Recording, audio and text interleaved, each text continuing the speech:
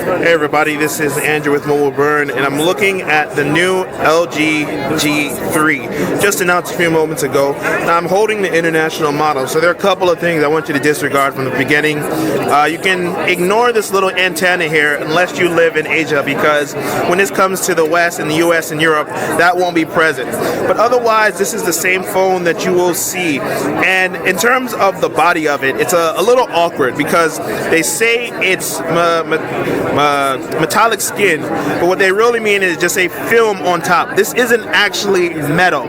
It's still plastic, but they put a little film on top of it, so the texture of it will feel and have the look of metal. It doesn't actually feel like metal. It just feels like a little drier version of plastic, but just not glossy like we saw with the LG G2. Otherwise, we still have the buttons in the back, and the buttons are a little bit different this year. Instead of having protruding buttons, we have one power button that's in the center. This feels like a little bit metal, and it has that shimmering look. And you have volume up and down buttons right here. So when you're using the device and you want to access something, that's actually how you turn it on and off. You just quickly tap the metal button, and then just like that in the back. So you have that same comfort of what we had previously. Now this is a big device, but it doesn't feel that big. It's pretty thin in terms of the sides and dimensions, and it's a little bit narrow, even though it does have this very big screen.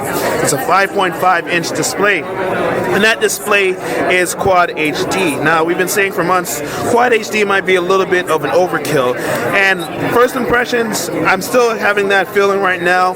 I'm not noticing anything particularly better than my Galaxy S5, but I do say this is a very nice display. It's very large, it's very detailed, has high brightness settings, the colors looks pretty good, but maybe over time, as I use it more often, I might come to the conclusion that the screen makes a little bit more of a difference. Alright, now here's a look at the Quad HD display. Now at first sight, the difference between the QHD and standard 1080p HD doesn't seem that big of a difference, but when you look at the screen quality of the G3 itself, it starts to come out a little bit more because of the detail in the colors, especially when you zoom into certain aspects of the screen. Now if I zoomed in on this with a 1080p display, it would still look nice, but it would not be as detailed. So that's kind of the encouragement to increase your screen resolution to QHD. But something interesting right here, they have the LG G3 next to a competitor. They don't say what that competitor is. My suspicion is it's a Samsung device. But when you look at the two screens, you can see it's more of an issue of size and being able to increase the size but still maintain a very detailed and high-def display. So that's possibly one advantage that you might see compared to some other devices that are on the market. Back to the body, here I have a G2 for comparison's sake. It's a little bit bigger than it was previously. It's a little bit taller.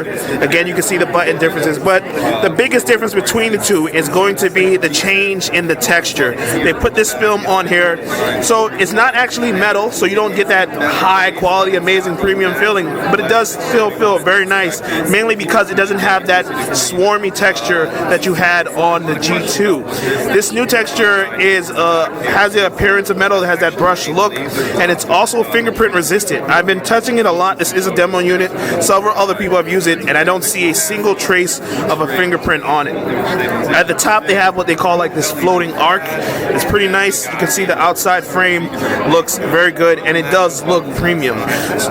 So this is the G3. I have a couple more videos looking at the device, so be sure to follow the link in the descriptions below. This is Andrew from mobileburn.com. Thanks for watching.